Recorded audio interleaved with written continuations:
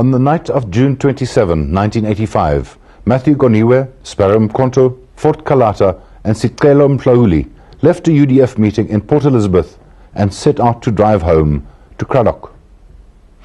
They were never seen alive again. Their mutilated, charred corpses were discovered days later in 3 different places along the Eastern Cape coastline.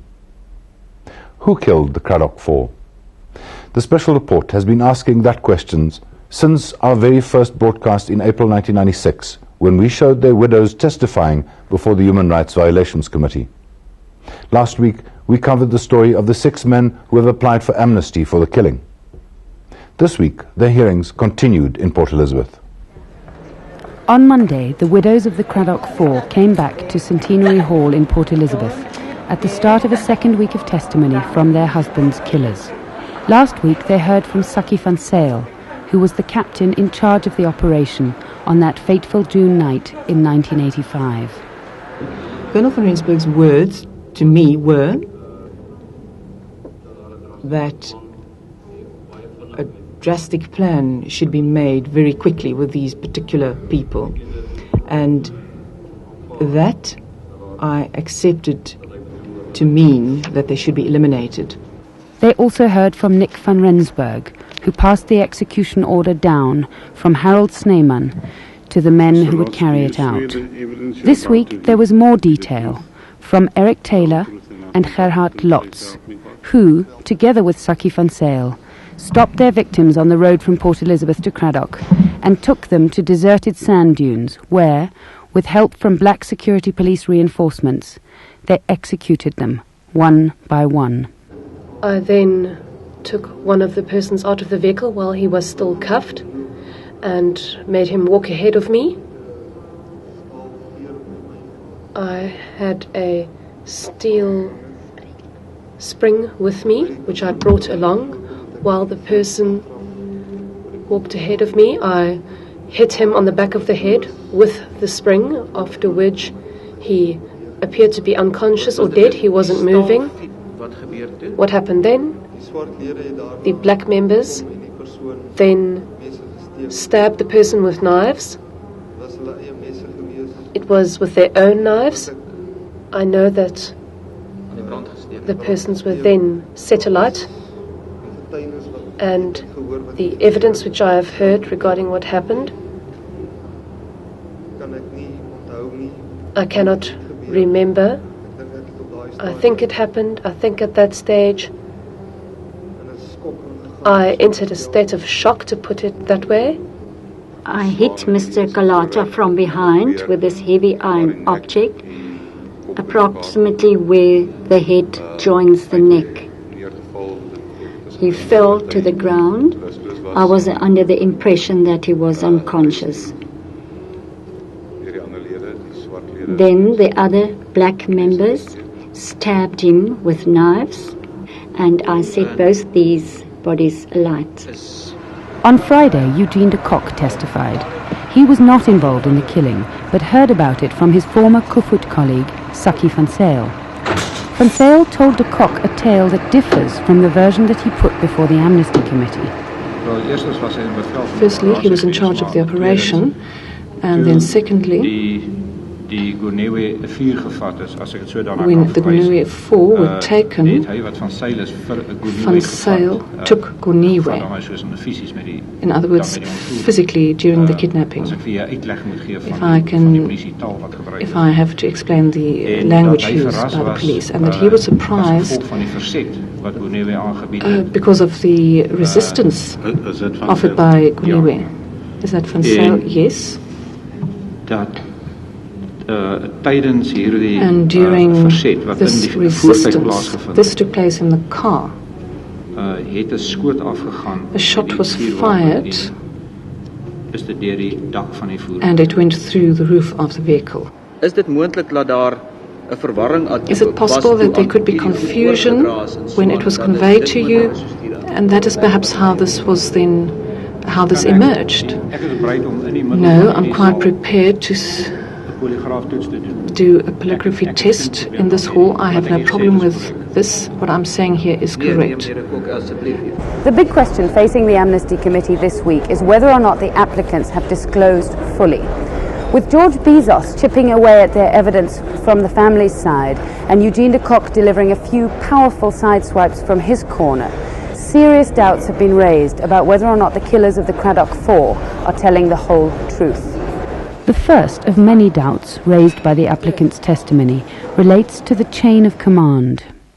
According to the applicants, the order to kill came from the then head of the Eastern Cape Security Police, Harold Snyman.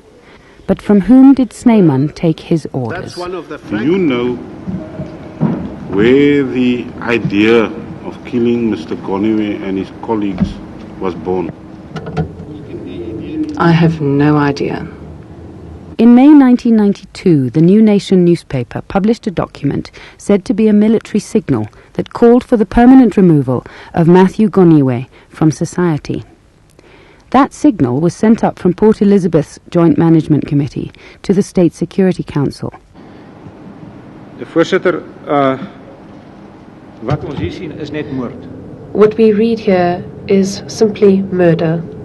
The signal went up towards the State Security Council, but according to the applicant's version, it never came down again.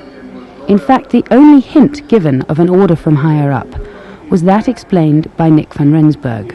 Mr. Snyman told me that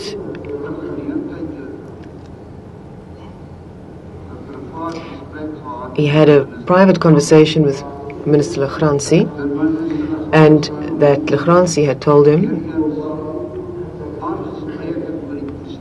that the situation in the Eastern Province needed attention and should be addressed. It would definitely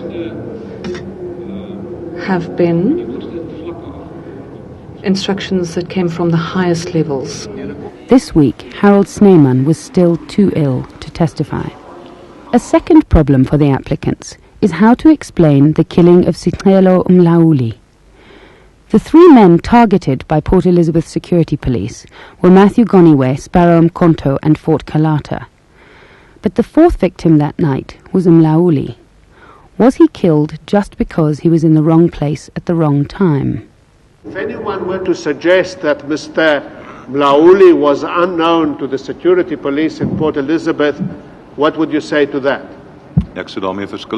I would have differed with that. You would say that he was well known as a leading activist in close contact with Goniwe and others, and a dangerous person. That's correct. That's correct, Chairperson.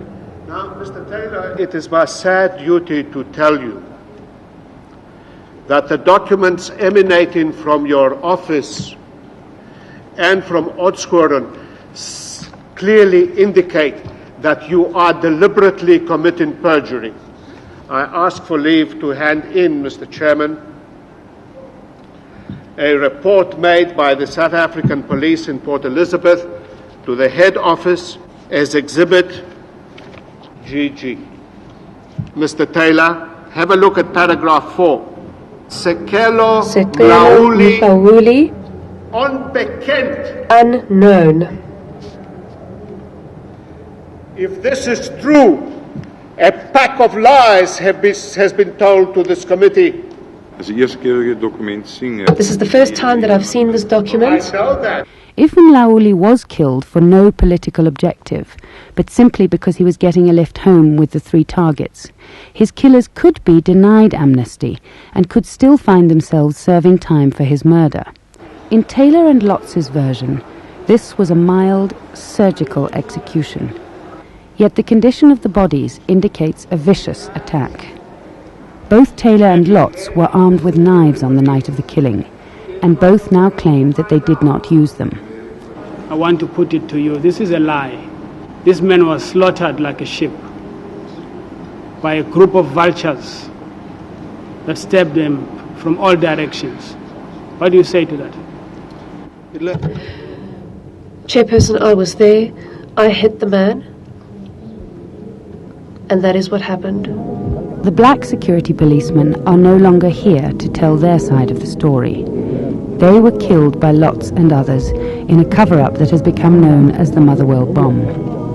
Perhaps the most serious casualty of this operation was the very law and order that these policemen claim they were so desperate to uphold.